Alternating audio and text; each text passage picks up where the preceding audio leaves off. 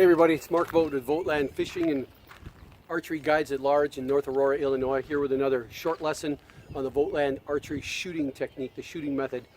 Four-step method, but what I really want to impress upon you guys today is that even when I'm shooting out at long distances, like that 90 meters, this technique, different from all of the other shooting techniques that you'll adopt, allows me to watch the arrow during the entire flight. Why?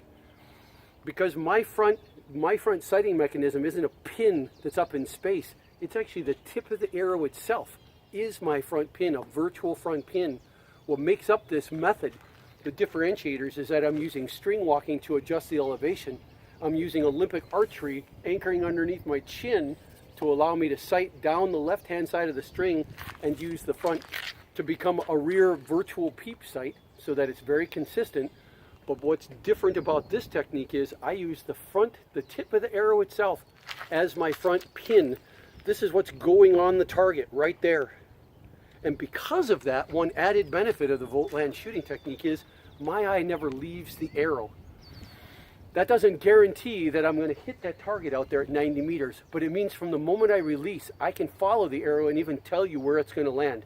It's always iffy shooting at 90 meters. My hands are cold and I can tell from the flag there's a pretty decent left to right crosswind here, and it's a heavy hunting arrow. So it's going to be influenced. It only has to be influenced by a fraction of a degree to totally miss the target. But we're going to shoot all 6 arrows just now, and you're going to watch that arrow go all the way into the target. More importantly, me, the archer, I'm able to actually watch that arrow fly from the moment it leaves my bow. I'm watching the head of the arrow, and I can see it go all the way into the target.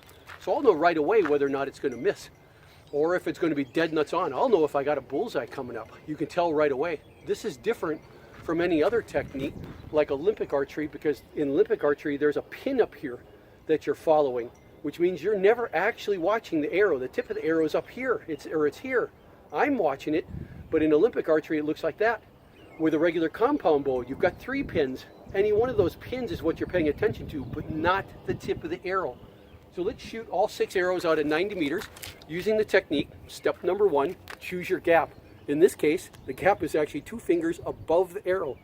Step number 2, draw back under my chin. Step 3, line the left side of the string with the tip of the arrow and put it right smack on the target. 4, smooth release like this under the chin. Enough said, let's go shoot 6 arrows and see if I can get even one on with that wind. It's really quiet right now, so maybe I'll get it.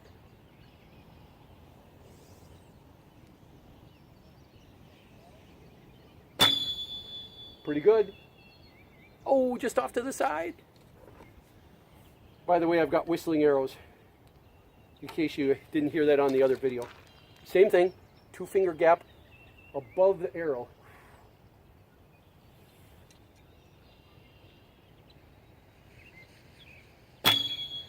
Pretty good.